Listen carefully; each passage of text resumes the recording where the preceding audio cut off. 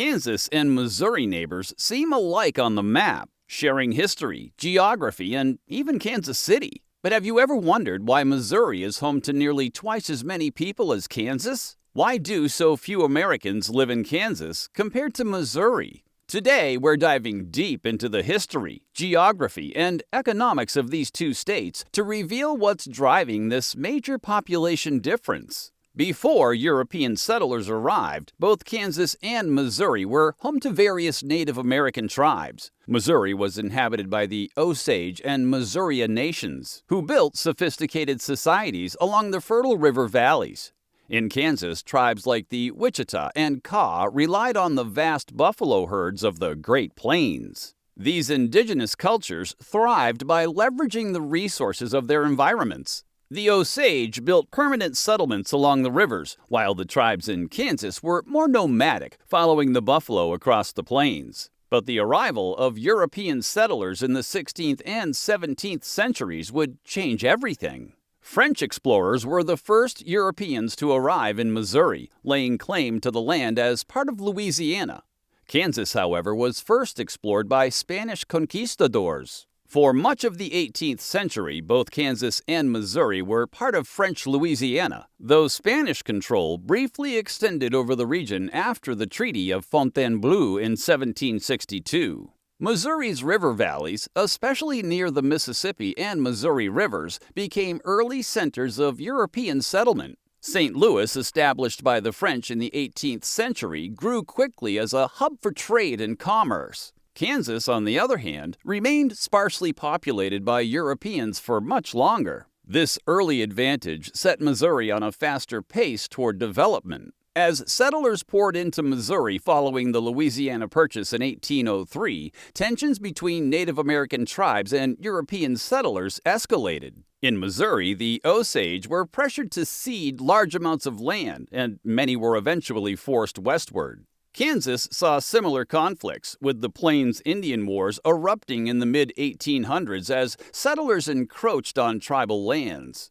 While both states experienced significant native displacement, Kansas's relative isolation kept it less populated by settlers during this period. Missouri, by contrast, was quickly attracting settlers, thanks to its rich farmland and river access. Missouri became a state in 1821 under the Missouri Compromise, which allowed slavery within its borders, but prohibited it in territories to the north of the 36-degree 30-minute latitude line, including future states to the west. Kansas's journey to statehood was far more tumultuous. The Kansas-Nebraska Act of 1854 led to violent conflicts known as Bleeding Kansas, as pro- and anti-slavery forces clashed over whether Kansas would allow slavery. Kansas eventually entered the Union as a free state in 1861. These conflicts over slavery and settlement further delayed Kansas's population growth, while Missouri's more stable political environment allowed it to develop faster. By the time the Civil War ended, Missouri had already established itself as a key state in the Midwest. Geography played a significant role, too. Missouri's varied landscape, from the fertile northern hills to the rugged Ozark Plateau, was a draw for settlers. Its rivers, the Missouri and the Mississippi, provided vital routes for transportation and trade, fostering economic growth. In contrast, Kansas was mostly flat, with the Great Plains stretching as far as the eye could see. Early settlers dubbed it the Great American Desert, thinking the land was too barren for farming. But Kansas stayed resilient through time. With innovations like the steel plow, farming did take hold, particularly wheat farming. However, its flat landscape, lack of rivers, and dependence on agriculture slowed population growth compared to Missouri. Meanwhile, Missouri diversified its economy. It wasn't just farming, it was manufacturing, transportation, and later aerospace industries that fueled Missouri's rise. Cities like St. Louis and Kansas City blossomed into urban centers, while Kansas remained more rural, with only a few large cities like Wichita emerging as industrial hubs. Fast forward to today, and the population numbers tell the story. Missouri boasts about 6.1 million people, while Kansas has just over 3 million. Missouri's population density is nearly triple that of Kansas. In Kansas, you'll find Wichita, a city of 400,000 nestled in a largely rural state. But over in Missouri, it's a different story.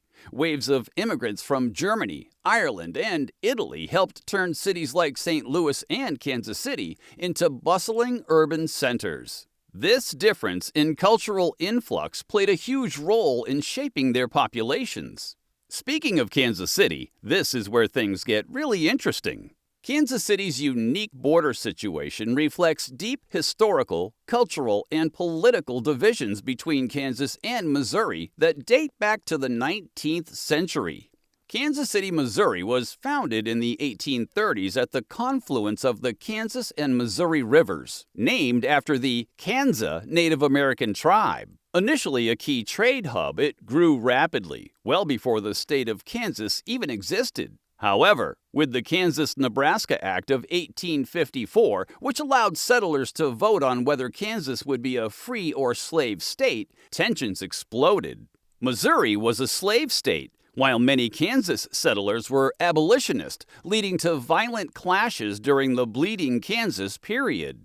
Kansas City, Kansas was officially formed in 1868 by merging smaller towns, aiming to ride the coattails of the booming Kansas City, Missouri across the river. Over time, the two cities evolved into separate entities, each with its own government and identity. While some Kansas politicians sought to unite the two cities, the idea never gained traction with Missouri residents. Today, despite being separated by a state line, the two Kansas cities are tightly linked by their shared economy, cultural institutions, and history, continuing a complex relationship shaped by geography and ideological conflicts from America's past. So why do fewer people live in Kansas compared to Missouri? It's a combination of history, geography, and economic opportunity. Missouri, with its rivers and early industrialization, grew into a populous state, while Kansas, more reliant on agriculture and with fewer natural waterways, lagged behind in urbanization and population growth. Even today, Kansas faces challenges like rural flight, with people leaving small towns for bigger cities or neighboring states. And yet, despite these differences, Kansas and Missouri remain deeply connected, not only through their shared border, but through their shared histories and economies. The Kansas City metropolitan area stands as a symbol of this relationship, two cities growing in parallel, much like the two states themselves.